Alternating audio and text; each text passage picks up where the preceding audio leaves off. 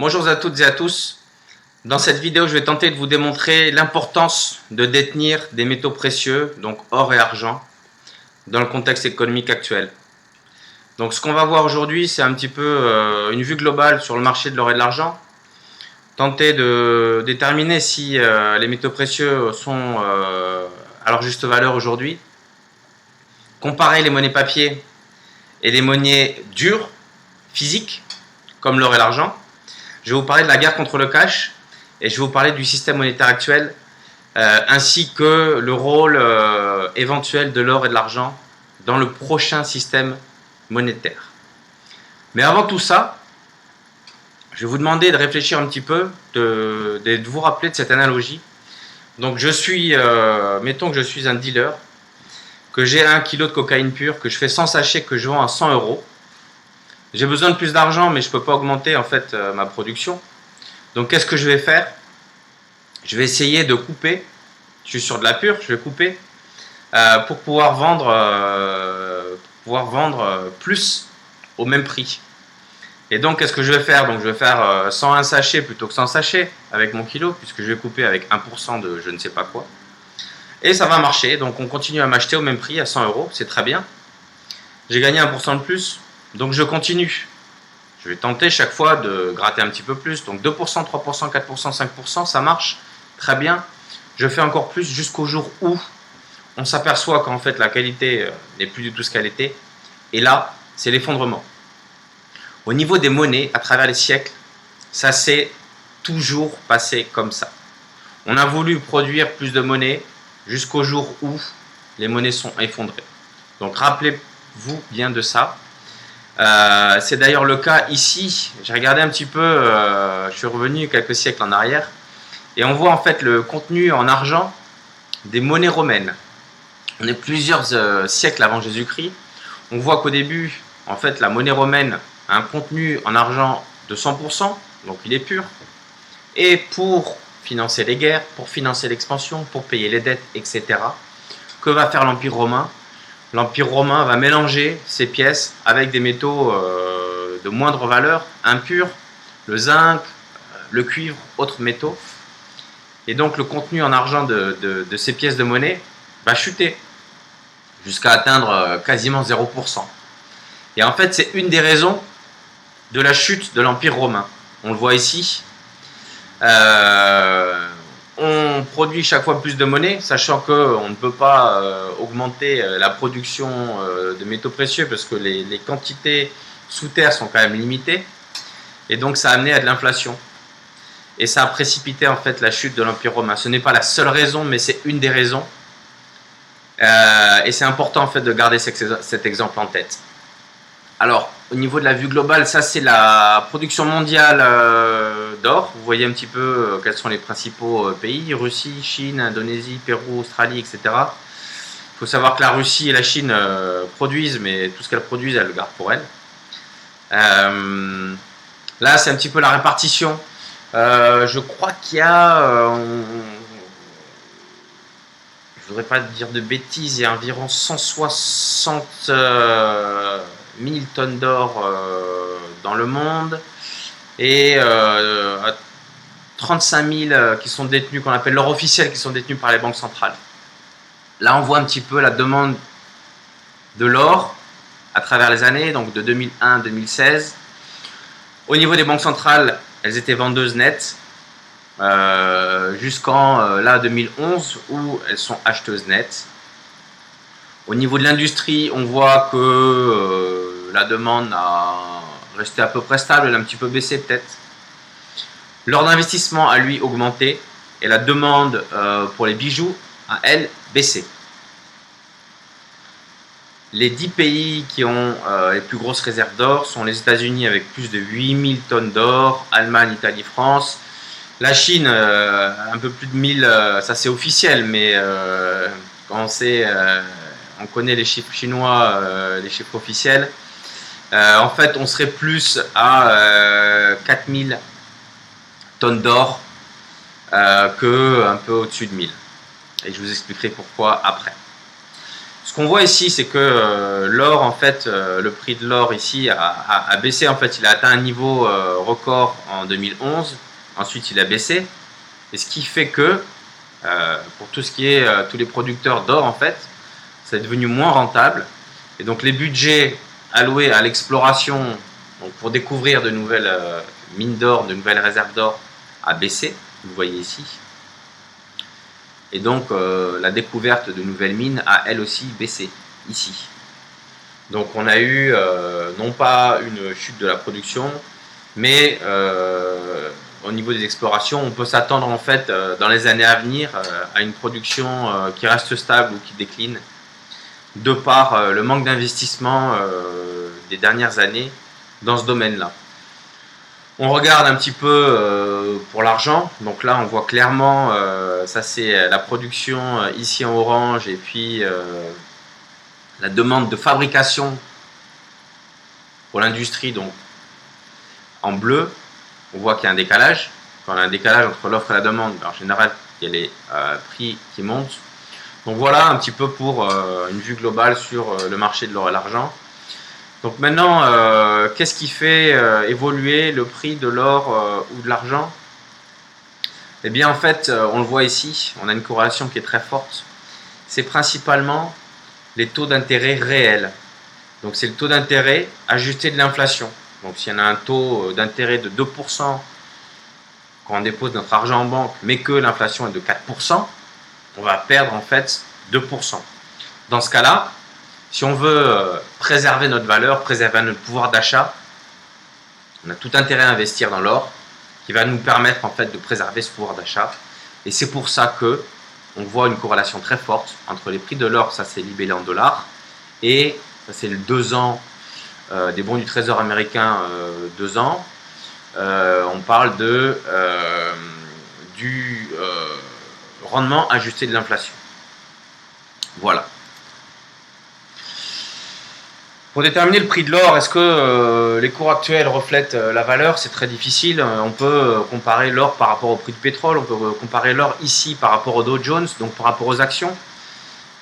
On voit en fait à travers les siècles, hein, enfin les siècles depuis 1900, donc les 120 dernières années à peu près, on voit que ça a été environ pour en fait avec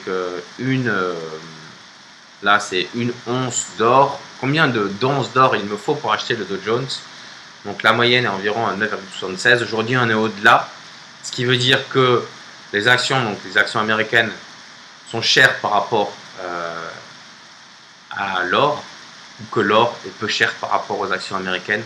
On voit ça dans le sens qu'on veut. Donc là, ce qu'on voit, c'est que aujourd'hui, si ce ratio était à sa moyenne en fait historique, on parle de 116 années là, le cours de l'or serait à 1840. On voit qu'il est plus élevé. Donc on a toujours, si on applique le principe de retour à la moyenne, l'or devrait s'apprécier par rapport aux actions américaines. C'est ce qu'on peut dire aujourd'hui. Ça c'est une perspective donc depuis 1900 de ce ratio, avec ici le cours des actions qui est à son plus haut historique. On va le voir plus tard, on est à des niveaux de bulle. Ça ne devrait pas rester comme ça très longtemps. Voilà. Ensuite, donc le prix de l'or par rapport à l'argent. Donc il y a un ratio en fait ici, l'or par rapport à l'argent. Historiquement, mais là il faut revenir à des siècles en arrière, on était autour de 14-15, ce qui veut dire qu'une once d'argent était 14-15 fois moins cher qu'une once d'or. On a atteint des niveaux assez extrêmes, au-dessus de 80 ici, même récemment l'année dernière. Aujourd'hui, on est aux alentours de 70. Donc beaucoup plus, l'or est beaucoup plus cher que l'argent. Et donc ça, en fait, on peut s'en servir quand on détient en portefeuille des métaux précieux. Si on veut avoir 20% de notre portefeuille alloué à métaux précieux, on peut se dire que quand ce ratio est élevé, on a tout intérêt à vendre l'or pour acheter de l'argent. Et quand le ratio, au contraire, est bas comme il a été ici, on a tout intérêt à acheter de l'or par rapport à l'argent. Ce qu'on voit, ça c'est les prix, donc depuis, vous voyez ici, on remonte très loin. le prix de l'or. Donc il est très très loin de ses plus hauts historiques, alors que les actions ont atteint des plus hauts historiques, les obligations aussi.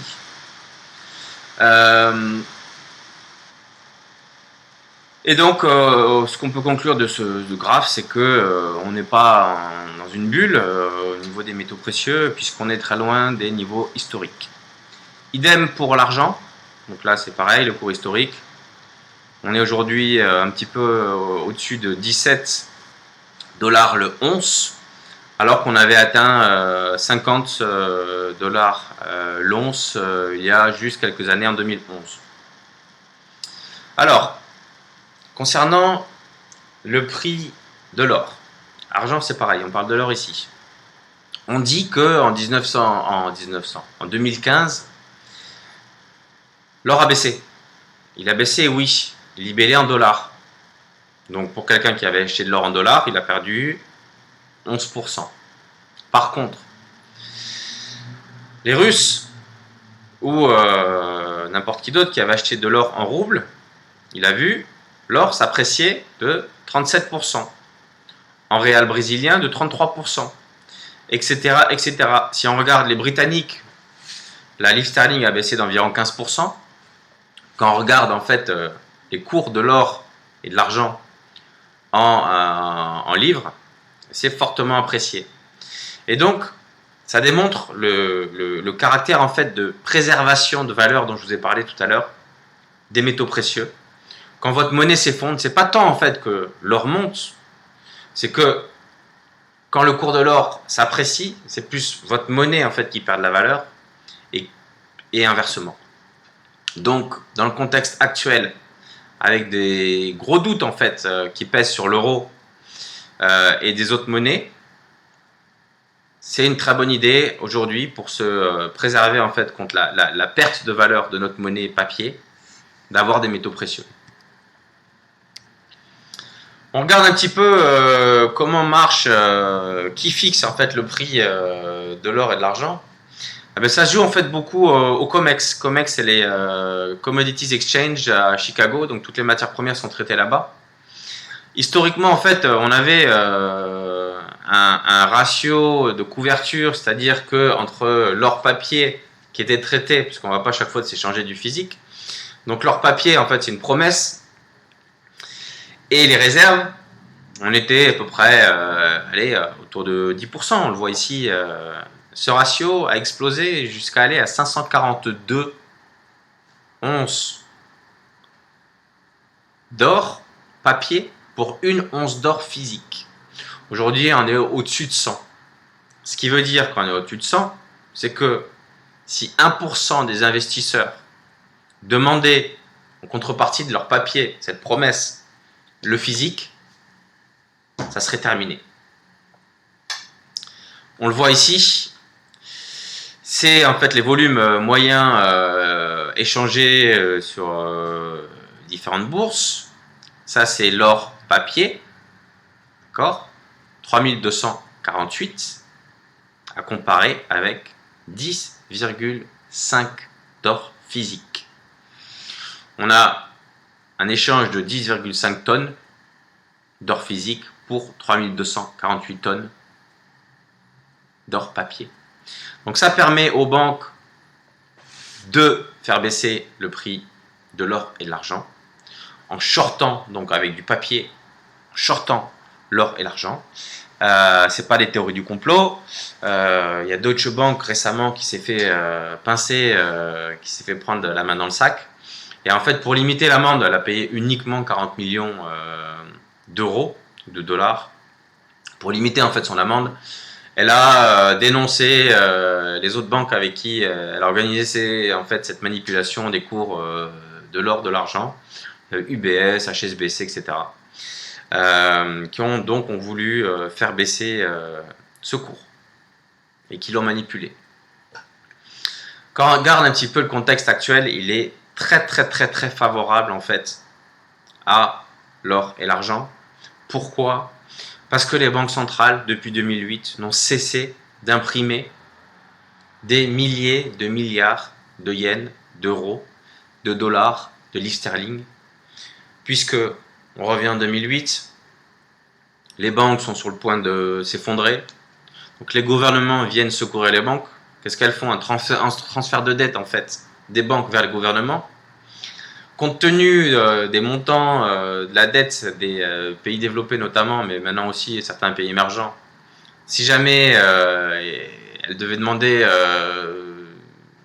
faisait appel au marché uniquement pour sa dette, c'est pas 1% sur 10 ans que l'État français par exemple devrait payer, mais c'est plus 4-5%, et donc ça serait insoutenable.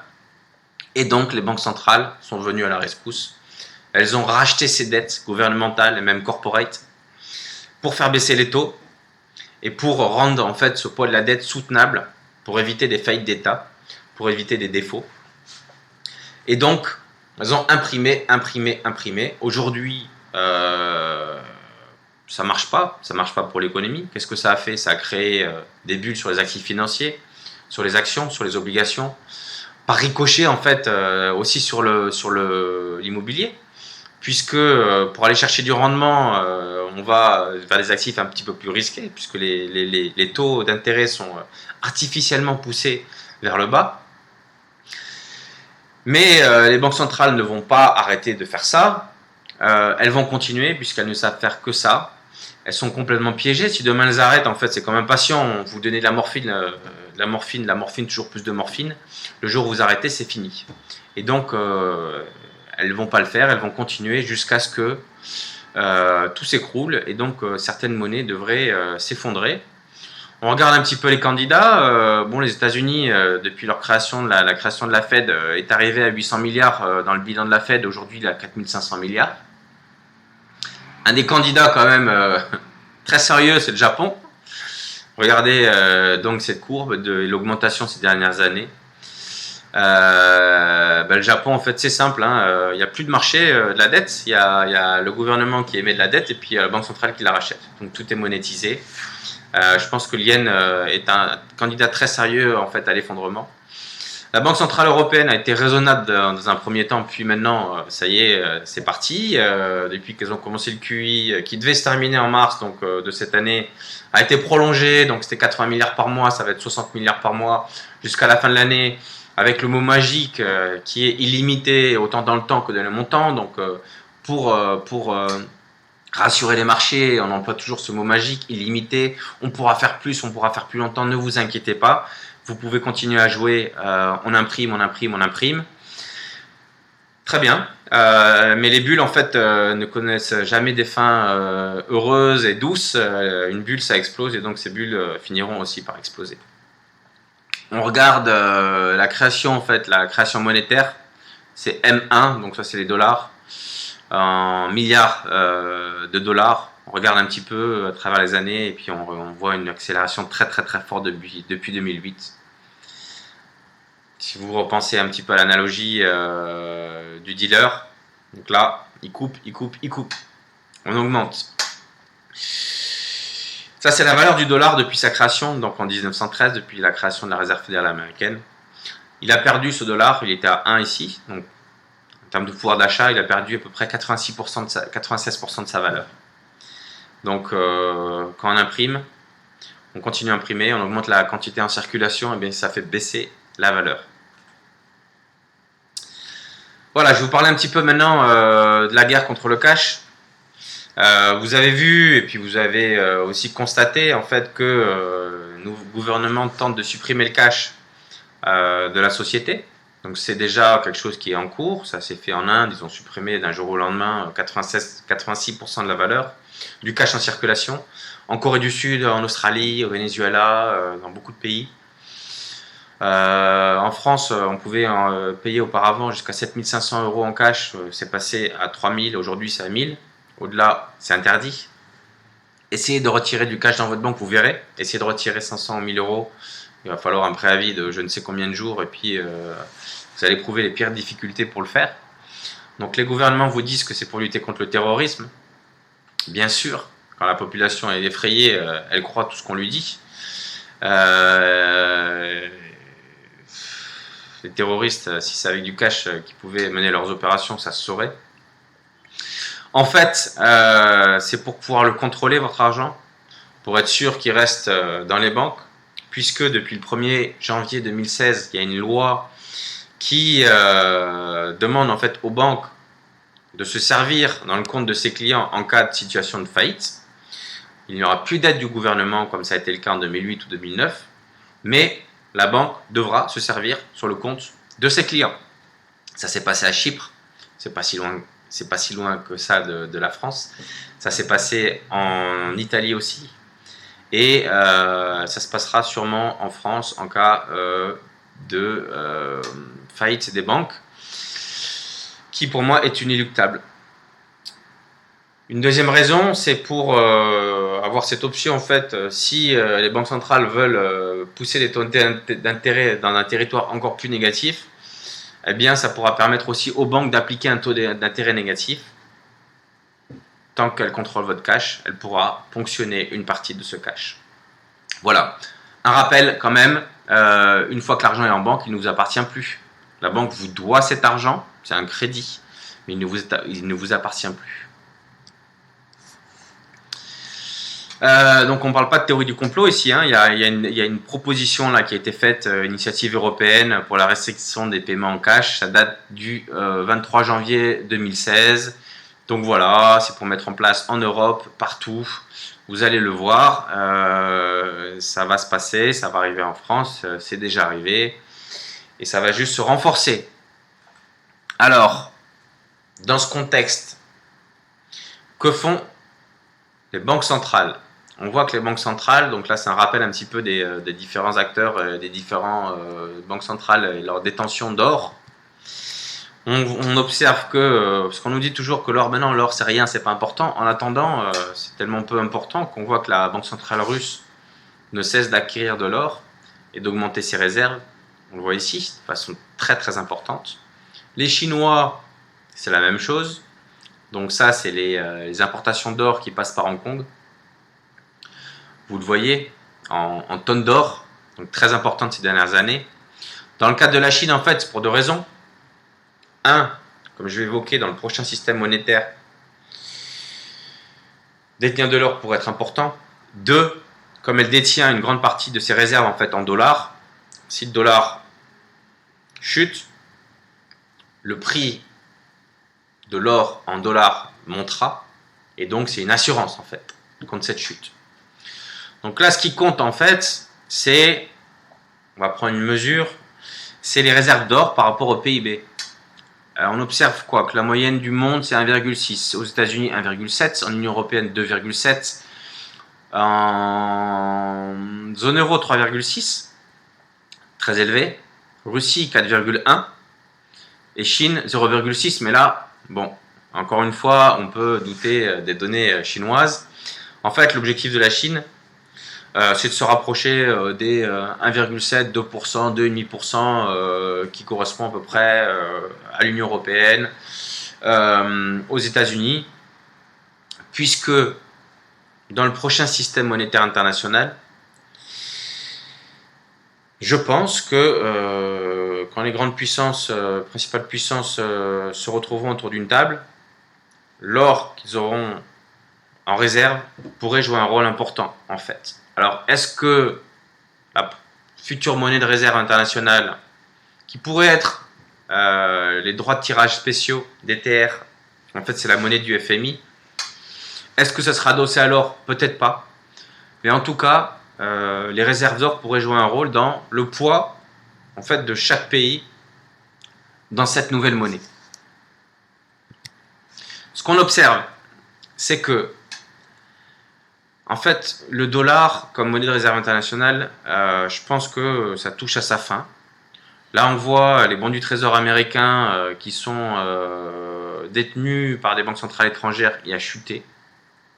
On le voit, c'est très clair en fait, là c'est en 2015. On voit que ça chute. Les Saoudis en vendent, les Chinois en vendent.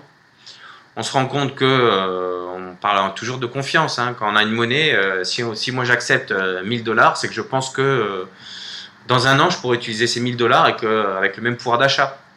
Si je pense que ça va baisser et que finalement ce que je vais acheter en valeur actuelle c'est 500 dollars, je vais refuser ces 1000 dollars.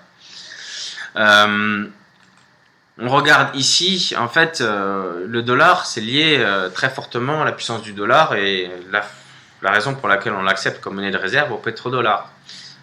Comment est né le pétrodollar? C'était en fait un accord entre les États-Unis, c'était en 73, il me semble, 71, 73, et l'Arabie Saoudite. C'est Kissinger qui a été négocié et qui a dit: moi, je vous propose d'assurer votre sécurité, donc à l'Arabie Saoudite, mais en échange, vous allez vendre le pétrole en dollars. Et vous allez imposer ça au reste des membres de l'OPEC. Ce qui fait que, et en fait, toutes les matières premières ont été libellées en dollars ensuite, par la suite. Ce qui fait que les pays qui importent, qui achètent des matières premières, doivent détenir du dollar, puisqu'elles doivent payer en dollars. Les pays qui exportent ces matières premières sont payés en dollars. Comment on va recycler les dollars qu'on a? Eh bien, plutôt que les laisser en banque et puis que ça rapporte zéro, on va acheter l'actif le plus liquide et qui rapporte un petit peu, qui sont les bons du Trésor américain. Et donc, on va financer la dette des États-Unis, qui est une dette chronique, hein, déficit budgétaire américain. Il a été supérieur à 1000 milliards l'année dernière. Il est passé, en fait, la dette américaine est passée de 10 000 milliards environ quand Obama a pris les fonctions en 2009 à 20 000 milliards. Les 20 000 milliards, on va les atteindre là très prochainement, dans quelques mois. Donc il a doublé en l'espace de 8 ans. Donc quand on voit un petit peu cette trajectoire, on a de fortes raisons en fait de douter du dollar, de vouloir s'en détourner. C'est ce qui se passe actuellement en fait. Ça a commencé donc ce processus. Il y a maintenant la Chine, l'Iran, la Russie, la Turquie qui font des deals de matières premières, en fait, des échanges dans d'autres monnaies, donc en roubles, les Indiens aussi en roupies, les Chinois en yuan, les Turcs en lire turque, et qui veulent se détourner du dollar. Donc pour des raisons économiques, mais aussi géopolitiques, avec l'influence des États-Unis qui diminue au Moyen-Orient et dans le monde. Cette influence qui pourrait cette perte d'influence qui pourrait se renforcer avec la politique de Trump, qui est plutôt isolationniste. On le voit, les Philippines, Malaisie, ça c'est des pays dernièrement qui sont en fait détournés des États-Unis, qui ont dit bah non, nous on va acheter nos armes à la Chine, on va se rapprocher de la Chine. La Turquie aussi tourne le dos à l'Europe, aux États-Unis, et qui maintenant veut se rapprocher de la Chine et de la Russie. Donc des pays comme ça, la Turquie c'est un pays assez stratégique et qui pourrait être suivi par d'autres. Et donc si demain certains pays disent, les producteurs disent non, moi j'accepte de vendre mon pétrole dans une autre monnaie que le dollar, il y aura forcément moins de dollars à recycler, il y aura un appétit forcément moindre pour la dette américaine, et ça pourrait mener à la chute du dollar comme monnaie de réserve internationale. Quand on regarde un petit peu l'histoire des systèmes monétaires, c'est quelque chose qui arrive. On était avant 1874 au, ils appellent bimétallisme. En fait, c'était des monnaies physiques, des pièces d'or et d'argent. Ensuite, le standard or. Ensuite, ça c'est la période entre-deux-guerres. Il y a le standard en fait or qui a été rétabli en 1922. Mais ensuite, avec les guerres, on a besoin de plus d'argent, d'imprimer pour financer la guerre qui coûte cher. Et donc, forcément, la parité, si on avait dit contre $1, vous avez une once, c'est plus possible, puisqu'on ne peut pas augmenter la quantité d'or de façon trop importante, qui correspondrait aux besoins en fait, pour financer une guerre. Ensuite, on a eu donc la Deuxième Guerre mondiale, pareil, qui remet en cause le système qui avait été en place entre les deux guerres. Ensuite, on a Bretton Woods. Et de façon unilatérale, les États-Unis décident que les dollars ne sont pas échangeables contre de l'or. Et donc là, ça mène à tous les excès, puisque il n'y a plus que la confiance en fait. C'est plus adossé sur rien de physique.